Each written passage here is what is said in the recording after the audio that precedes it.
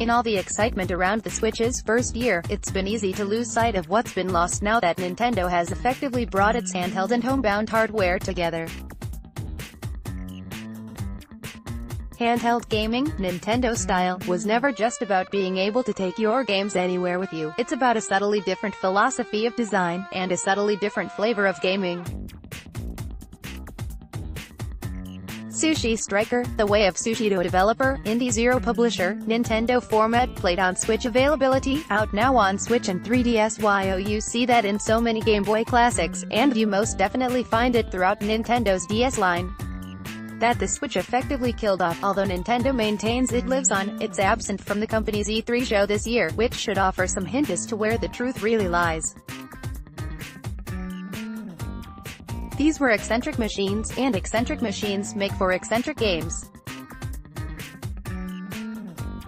None more so, I reckon, than the work of indieZero, a developer that's been making games for Nintendo since the days of the Super Famicom Satellaview. You might not know the name, but you'll surely know offbeat treats such as Electroplankton, Retro Game Challenge and the Theatrhythm series. Sushi Striker, indieZero's latest, feels very much a part of that curious gaggle. It's another eccentric game, hardwired for Nintendo's handhelds. Battles come with objectives, and you're ranked at the end too, though it's quite easy to spam your way to an S rank early on. The premise is brilliant, not just in its ingenuity but also in how you can guess exactly where it was birthed, in some Tokyo Katen sushi joint, an indieZero employee waiting for that perfect plate of salmon nigiri to roll on by his hungry impatience led to a moment of inspiration. In Sushi Striker, it's all about waiting for that perfect plate to trundle down the conveyor belt, and it's what happens in the 7 seconds afterwards where the real game lies. From first contact, it's about seeking down plates of the same color as they scroll across your own 3 lanes.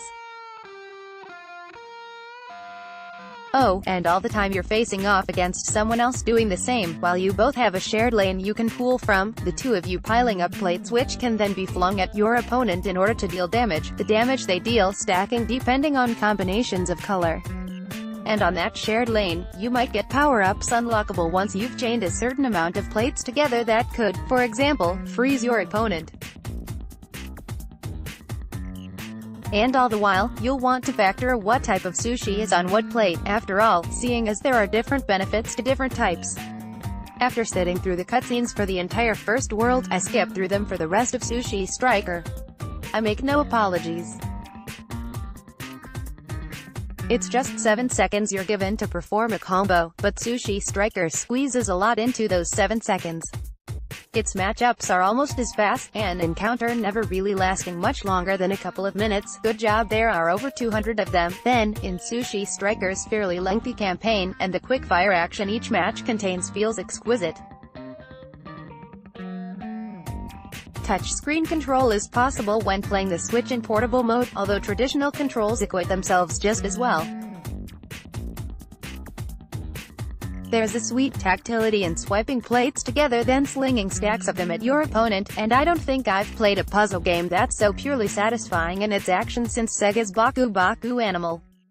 Sushi Striker is a very Nintendo game, though, in how it takes one simple concept and explores it to its very limit, spinning it off in surprising directions.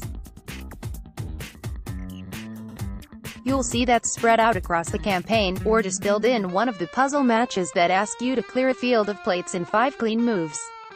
You'll see it in the incredible lateral depth that Sushi Strikers has, where you're showered with XP and perks and have gear to collect, a literal gear, it turns out, seeing as it's the one that powers your sushi belts, and where sushi sprites that lend you different power-ups can be collected, leveled and swapped in and out of your lineup. It's very Nintendo, too, in how it lavishes that simple concept with lush production values. There's an entire anime nestled within, told in sweet but eminently skippable cutscenes. They do at least contribute to the winningly upbeat vibe of Sushi Striker. There's also a theme song which is definitely worth not skipping. I sit through it every time I boot up the game, and I'm not bored of it yet. Multiplayer puts both players at an even level, although when playing locally the far player is at a distinct disadvantage given the perspective. It's another example of Sushi Striker not quite fitting on the Switch. There's one small problem, though.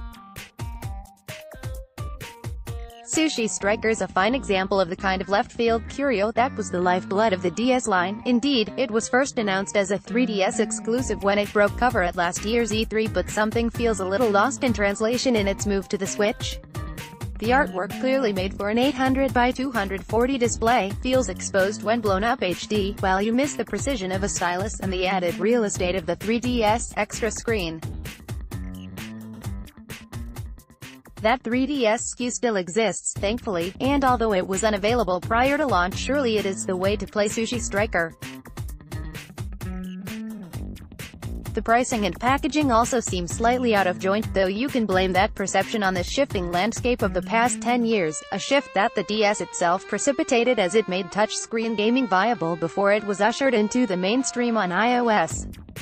Sushi Striker, with its kick-burst play and snappy touch controls, is one game that's arguably better suited to a handset, and when placed in a box and put on a shelf it stands out as something of an anomaly. Just let it serve as a reminder, too, of a brand of gaming that might well have passed now that Nintendo's found another path to tread.